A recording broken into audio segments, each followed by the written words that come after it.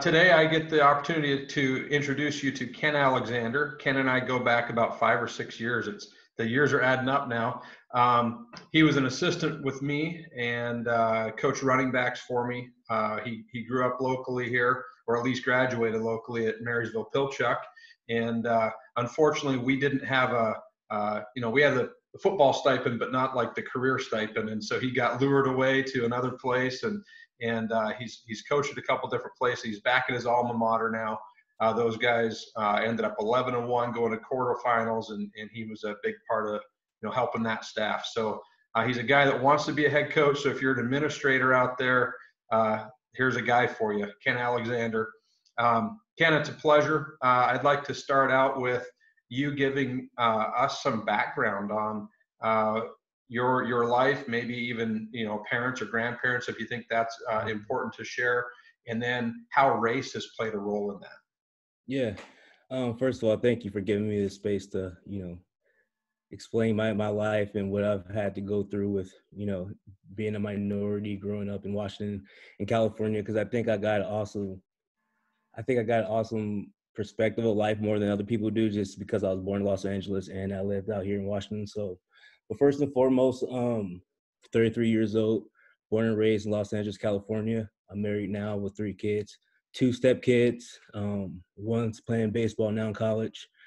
The other one's in her freshman year at Burlington Edison High School. So hopefully she can have a good school year in her freshman career. My youngest, she's going into 5th grade, and she's kicking away and playing sports. So I coach sports. I love kids, and I think that's just the way life should be. So growing up, I moved out to Washington around 5th grade, 6th grade. Played sports at Marysville-Pilchuck, played junior college football for a little bit, came back. Just in a nutshell, was sitting on the couch a little bit too long, and that's not really my style, sitting around, and noticed my pants wasn't fitting, so I decided to get in mixed martial arts a little bit, and kind of give me something to stay disciplined and stay on the right track. Did that for about 8 years, and during that journey, I learned probably the most about myself.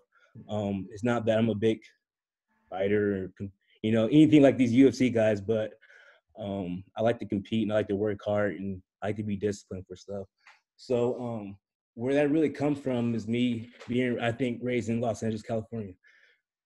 Dealing with race, I never experienced it in Los Angeles, California. I mean, we always threw the N-word around. I mean, I'm gonna be honest. I'm probably part of the culture side of things, with music and everything. So I always have to, hey guys, it's time to be respectful. We're in class, we're at practice. But I don't want to take away people's culture. But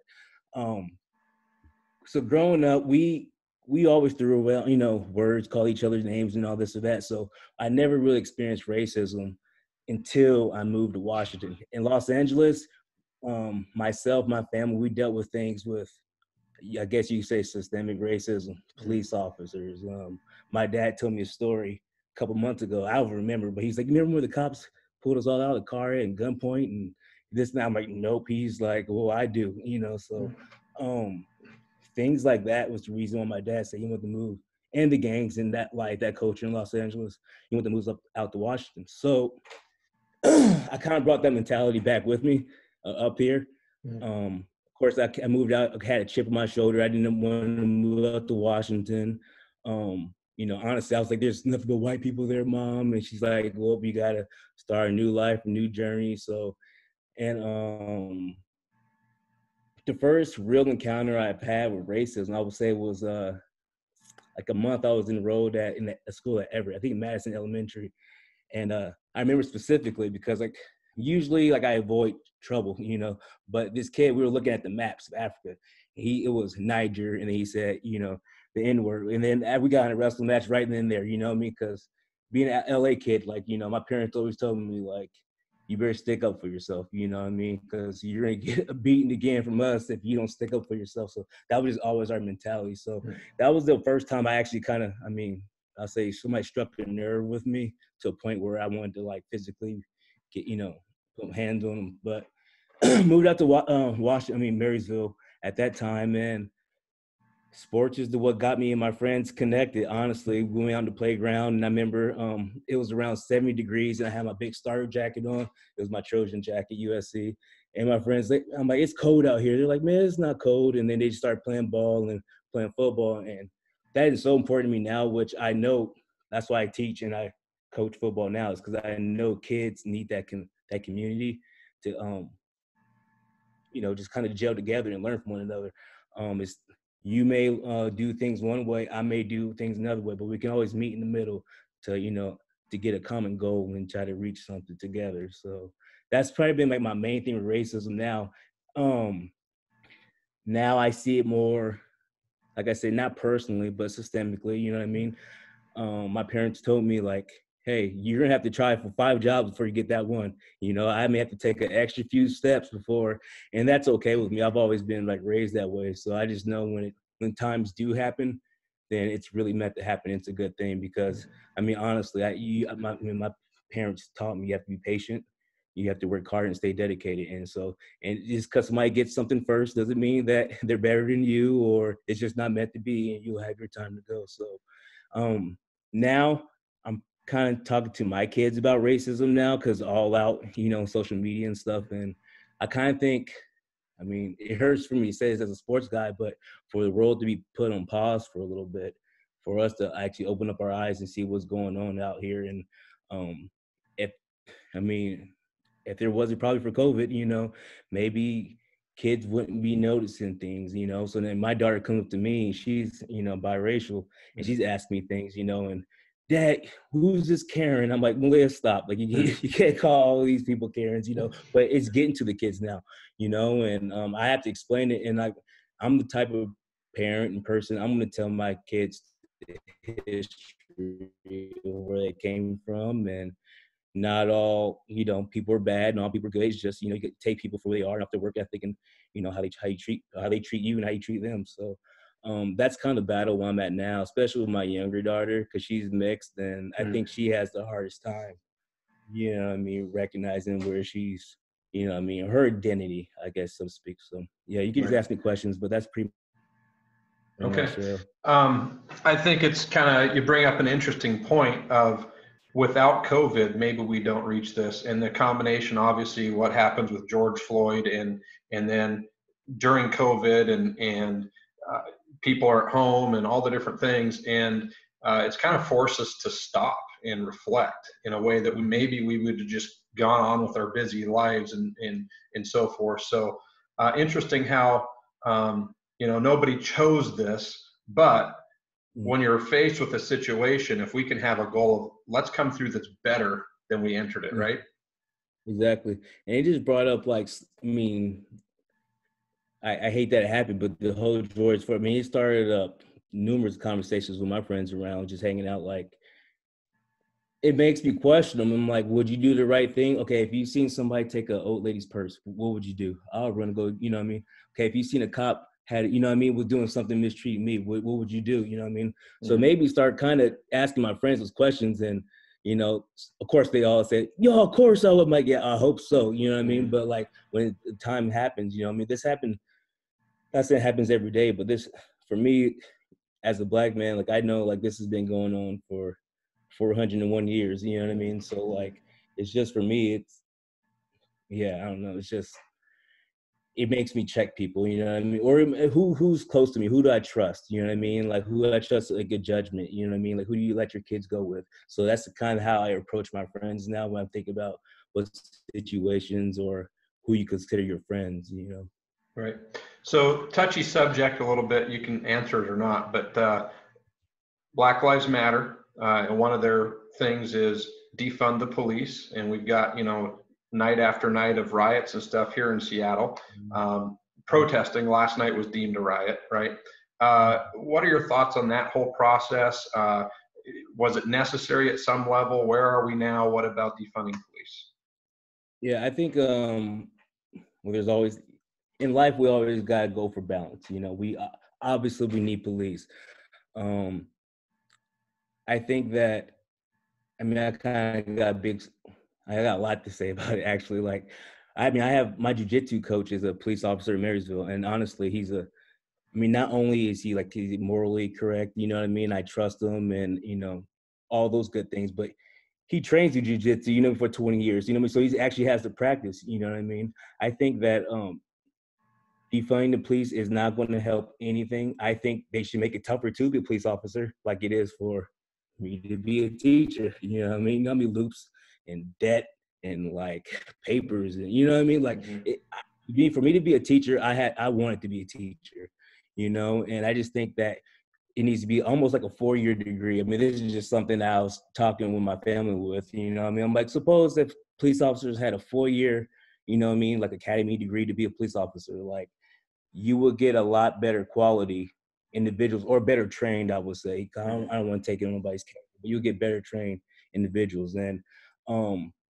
I've had 7 I counted before we had this meeting. I've had 7 encounters with police officers. 5 of those times, I mean, you know me, like, 5 times there was guns pointed at me for like no reason, you know what I mean? Out of fear, you know what I mean? And 3 of those times my wife was with me, you know what I mean? And I'm like, oh, just don't even rile this guy up, just you know what I mean? Because my bottom line, you know what I mean? But first she's like, I just don't understand it. I don't get it. And I'm like, well, I mean, like, let's start listening, like learn, let's start,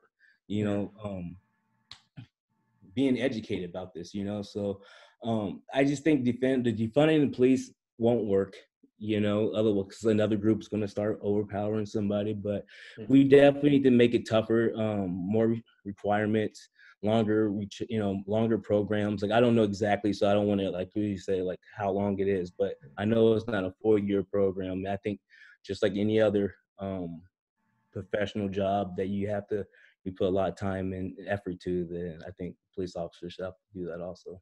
Yeah, interesting. Not defunding in some ways, maybe almost more funding so they get better trained, right? But that statistic you just threw out at me, it's kind of just blowing my mind of 7 police encounters and 5 of them you have guns pulled on you. And I know you're a pretty chill guy, right? I've never had a gun pulled on me. And, I've been pulled over for speeding and various different things.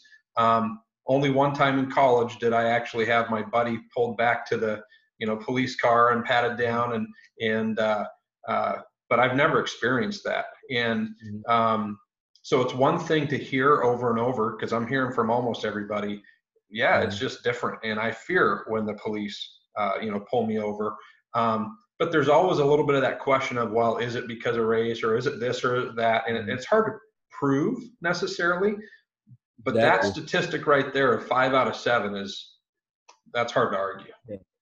Yeah, like I said, and I'm like the type to say like, I have to work harder than you did because we both did the same stuff to get to where we had to, you know what I mean? But I tell people like, maybe you took out a loan and did this and that, but I had to literally like compete, you know what I mean, MMA to get tuition to make sure that, it was harder, but it was different, okay? And I'm saying that different, you may not want to, be part of that different, So it's just, it's rough. And I think it's getting better though. Like I said, I'm gonna have glass full. Like all this COVID stuff, I'm gonna make some positive happen out of this, So, like you shot me the email and the text saying, "Hey, do this." Like I had to jump on it because I mean, with football being delayed, like I'm gonna do something, and yeah. Awesome. Well, I appreciate it. What do you think are some of the biggest like root causes of what we're seeing happen in our country right now? What's behind all of this? Yeah, I think a couple things. Technology, one, that everybody's seeing it, and 2, I think it's more of class based now. I tell like, hey, the white guy is just in the same boat with me now. If you're poor, we're all poor. You know what I mean? So I think now it's more of the, the color's green instead of like black, white, or brown. I just think we're more lumped up. So that's why now you're getting a lot more people. I'm not saying yourself, but now a lot more people are getting, clued in on what's going on in the world, So technology now, like I said, my daughter, why is this lady got a gun? Like, I'm like, now I have to explain to her, you know what I mean? So, I mean, just for my 10-year-old daughter, you know what I mean? seeing stuff. So that's that part of technology. And yeah, so I mean, I think those are the main two things that, you know, bringing this, you know, to our attention more than Right. the youth. Would you define racism for me? Racism for me would be, this would just be my definition. It would be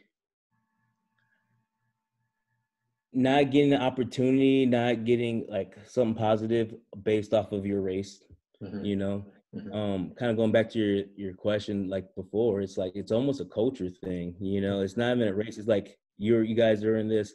I mean, like I remember when I was on your staff, me and you talk football, and you know, it's Russell Wilson, you know what I mean, or these other quarterbacks, you know what I mean. Let's say Cam Newton, you know what I mean, and people don't know how much community service Cam. He is a, you know, flamboyant, this, but he does good things, you know what I mean, or he does good things for people, you know. So it's just different styles. I personally, I mean, I'll probably hang out with Russell Wilson more, you know what I mean? But I definitely understand 110% how when like people like, hey, this guy is too arrogant, you know what I mean? It's like, man, you don't know that his struggle to get there, you know what I mean? Mm-hmm. And the sacrifices, like I said, like going different routes. I remember having to catch a train in LA while I was probably one, catching the train to go to football practice, you know what I mean? It's like it was that important to me. But I wasn't getting rides from my parents because my parents had to work, you know what I mean? So it's just like all those things kind of just come at once, you know what I mean, when Right. all this stuff about like race and Yeah, you bring up Russell Wilson and Cam Newton, and it is nice to be able to bring up multiple African American quarterbacks now, because when I was, you know, in high school, I remember Doug Williams was the first African American quarterback to win a Super Bowl, and Warren Moon, you know, he's a Hall of Fame quarterback, but he had to go play in the CFL for 5 years before he got a shot in the NFL. And there was a stigma that people just didn't think there could be black quarterbacks, and now that's obviously just not even a factor, right? I mean, if you can play, you can play. And some of our elite quarterbacks are African American. But what was behind that, do you think? You know, I just think it goes to like owners and head coaches, and you know, I mean, it's the whole thing. Like we're just slow to catch up with times. You know, it's just like, you know, Kaepernick was on the island by himself when he took it. And now it's okay, you know, I mean, now you got people speaking out in companies. I just think as humans, we're slow to catch up. You know what I mean? It's not what everybody's doing. It's hard to go on that beat it path by yourself, you know. So Right. And I just think the game starts changing, you know, because you want the best players on the field, so you're gonna figure something out. So, I mean, Yep. coaches are smart. Yeah. I think sports is an area where, generally speaking, we usually are a little bit ahead of the game, right? Like the opportunity for just whoever's the best is going to be out there happens faster than maybe the rest of society at times. But, you know, the fact that there had to be a Negro League instead of just Yeah. all baseball players together proves that that wasn't always the case. So, Mhm. what are some ideas that you have to move our society forward? It could be legislative ideas, could be community, school ideas. What are things that you think could make us better in the area of race relations? You know, like this is where I think this is where I'm directly in the middle, and nobody can say I'm on one side or the other. I think the best person should always get the job. However, I think minorities, the opportunities are not there. Like I'm blessed to this day, and I thank God every day for the things I got. But I mean, I played my cards right because my parents moved me out here. Like I would not have none of this, honestly. I mean, maybe, I don't know, who could say, but like it's the moves that my parents made because there's better resources out here. Is there public school everywhere? Yeah, but schools out here was better and they paid more attention, and you know what I mean? But I think schools, you know, I think we're doing the right thing now. Coaches, you know what I mean, talking about race, you know what I mean? Just I say culture, you know what I mean? It's okay to talk about race, you know what I mean? The way I coach football is the way I teach in the classroom, you know what I mean? I'm a culturally responsive person. Like, what do you do? And I'm gonna try to relate to your way. More so I don't want to say like more minorities because people will say, well, they're not up to this level. I think once you get to this level, I think there should be more minorities there, you know what I mean? But I don't think a level or a company or anything should lower its standards to any Mhm. point. But I know that there are minorities can do that. They're not getting opportunities to get there. And that's what we're missing as a society, I think, is just that, more minorities in upper fields, you know what I mean? But, you know, um, I don't want to water it down, so to speak, but Right. make sure people are qualified and, get people in the door that Yep. looks different from one another. I was thinking of that myself recently is just evaluating how would I hire somebody, right? And I was thinking, well, what if I've got an opening on my staff? Um, you know, um, would I take somebody who's lesser qualified because they're a minority and would fulfill some role? And generally, no, but to a small degree, yes. So, like maybe if I was going to hire somebody who I thought was a B plus, Mm-hmm. but there was a B that was a minority and we didn't have any diversity on our staff, I think maybe the B to bring in diversity. Do you see what I'm saying? Yeah, yeah, Like, yeah. No, so I just had a meeting with a couple of coaches buddies, and I'll say I just had a meeting with one of the coaches I used to coach with a few years ago, and he's a retired military guy. He was talking about at a certain level, you got 10 guys for this one position, and they don't even look at the files no more. They're just like, I want that face for it. You know what I mean? And he's mm-hmm, like, honestly, at a certain level, that's what they do. That guy has to look that I want to run this program or this squadron or whatever, and it's just like, what do you do at that point? You know what I mean? That's just him making his own choice, yeah, but at least I want 5 of those faces out of 10 to be minorities, you know what I mean? Just yeah, so it can at least, you know what I mean, help out the odds a little bit. But I think we're doing the right thing, talking, like I said, as educators, I think when it comes to social justice, I think we're the, first line or first responders, you know what I mean? It's mm-hmm, on our backs to, you know what I mean, to handle stuff. And I mean, from me coaching or from me playing in LA to me coaching in Burlington to back to Marysville is like complete different groups of kids. But I've always been able to like group those kids together because it's like, it's not about outside, right, mm-hmm. left wing or, conservative, this or that. We're just trying to play ball together, man. And I mean, because at the end of the day, you guys are going to be friends like 20 years from now, it's not me. So I'm just a point guard, so to speak, and just having them work hard, have those bonding moments together because they're going to be with each other 20 years from now, not me. Yeah.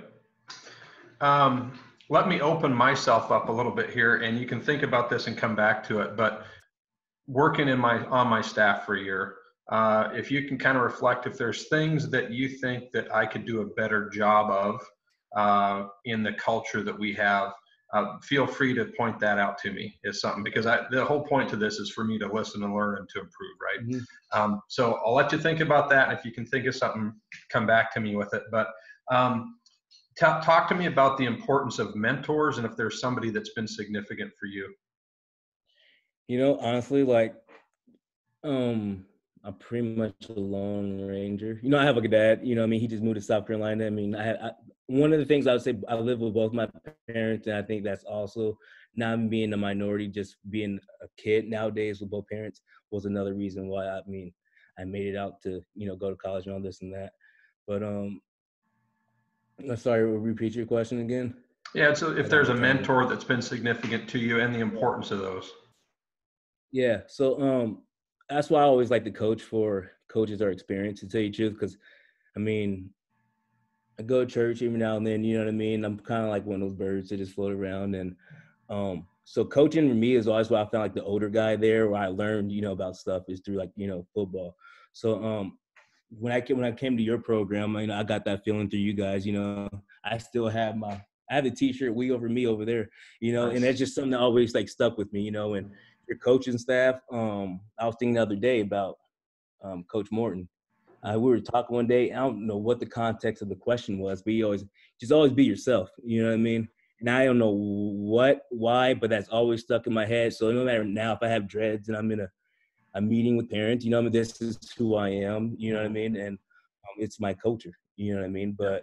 But so I've always looked for words. You know what I mean? Like little bits from old guys, here and there. But I don't really have too many mentors. You know what I mean? I'll tell my wife, I'm like, I had nobody, no old dude to really talk to or to say, Mhm. you're probably doing this right. I mean, I feel like I'm a not first time parent, but I mean, you learn on the fly, you know what I mean? And Hmm. that's one thing that I am missing, to tell you the truth. But I mean, honestly, I think I do okay, you know what I mean? But there's some times where I think you should have a mentor to talk to, because, you know, I mean, you can't always talk to, I mean, you can always talk to your wife, you know, but it's just different hearing it from a Yep. different role model, so to speak. So, Okay. but I will tell you, I Hmm. seen some guys on, like I said, the guys you did some interviews with, and I'm probably gonna be reaching out to them, you know, because honestly, like I told you before we went live, is that I thought I was a lone ranger, you know, out here, you know. So Yep. just to see, you know, not only football coaches, but just, I mean, coaches I coached against, you know what I mean. I'm just like, oh, he's actually a good dude, you know what I mean. Or Yep. seeing, you know, some nice little ladies that you've interviewed. So it's a good thing. So I'm probably going to be honestly reaching out to a couple of them just to, you know, poke fun a little bit and, you know, see if we could talk ball every now and then. But that's what this is about. And that's why, like, when you said this, I was like, I have to jump on it and, Yeah. you know, do my That part. So, that's awesome, and not to speak for them, but knowing the guys that I've talked to, I'm sure they would love to hear from you. So to have this as a resource is a huge part of what this is about. So um, if you have any resources, could be books that you think are really important, articles, videos, whatever, you can shoot those to me and I'll attach them to the video description in this. What would you say gives you the greatest hope as we move to the future? um, that's a good question. The greatest hope is like I said, what we're doing now, honestly, is talking. A lot of kids, we say, oh, I didn't know this happened. It's like, well, now you know, and now we got to work forward from this point forward. So if nobody, it's kind of hard because I don't just want to come out and talk about race. It's like being in a football meeting, like, oh, talk about race when there's nothing, you know what I mean? So Mhm. everything was kind of getting faster up, heated up. So it's a perfect time to take, you know, we take the baton and run with it, so to speak. Mhm. But I think we're doing the right things right now, taking the right steps, just talking to kids. Every time I talk to my daughter, she talks to her friends. Every time Isaac, you know, he's in California now, you know, mixing with his baseball, you know, that's what it's about. And I guess I don't care what side you vote on, but I'm always going to vote for the people, like, so over myself. So, Mhm. and that's what I want. That's what I push on people. I was like, I don't care what side you do, but it better be for the, you know, the good of somebody else. So, Right. well, I think we're going the right way. Yeah. Um, what would you say during this time is the number one thing you've learned? Um, I've learned, I've learned that I've actually have a skill that I always have to use, and that's adapt. Hmm. Like football not coming up, I learned that you have to stay busy. You know what I mean? Honestly, my grandma used to tell me the devil loves idle time, and like Right. she always, you better stay busy. You know, so like gotta stay moving. Whether I'm out in the yard getting a sweat with the, you know, in the, you know, mowing the yard, or it's Hmm. trying to push more schoolwork with my kids. It's just staying involved and, you know, educating people and just spending that one-on-one time, not so much on the computer typing, but having that bond of talking to people. And that's what honestly was going to hurt me so much about the whole, you know, school schedule up in flux, is just like that. I did my best learning with the kid right next to me, and we're Yep. just kind of, I mean, maybe talk a little bit about math, but talk about other things about their lives that connects to that. You know what I mean? And Hmm. I Hmm. take more pride getting kids. You know, I'm a special ed teacher, getting kids to get in colleges and programs and tech schools than kids going to college to play ball. Like, I honestly think that's way Hmm. more important. And it's only happened the past few years. You know, when you're younger, you're all about scholarships and kids going here and there, but like that's sweet because you're going to school. But that kid that has like disadvantage from the beginning, like I want to get them to a program. So that's the things, and then they keep going on. So it's just I just want to do something important and be remembered, and, you know, help out somebody else. Awesome. Well, I can tell based on knowing you and your heart that you'll definitely impact plenty of lives along the way. So, um, what would you like to kind of share as your final thoughts that I didn't ask you about, or just kind of something that you'd like to touch on? Um, I mean, just I think we're doing the right steps. Uh, like I don't know, like it's just we need more leadership. You know, I think we just got to keep pressing forward, keep pressing good vibes to his kids, tell them right from wrong, but just teach them how to be a good person and love, and just be a good human being, because that's at the end of the day, that's all that matters. And that's about it. Just keep plugging on. You mean fight on? I don't. I was trying to keep all that out. See the Seahawks wall, but if you look on the other wall, it's all Trojan stuff. Yeah, So I like the Seahawks wall. I wouldn't have liked the USC wall, but being from Southern Cal, I can forgive you for that. So, yeah, yeah. awesome. Well, hey, Ken, if there's nothing else, I just want to thank you for your time. And as always, if there's anything I can do to help you out along the way, just ask. Oh, absolutely. I already know. That's why I feel so like safe and secure, because I know you're just a phone call away. Yeah. Awesome. Say hello to the family for me. All right. Fight All on. right. Thanks, Ken.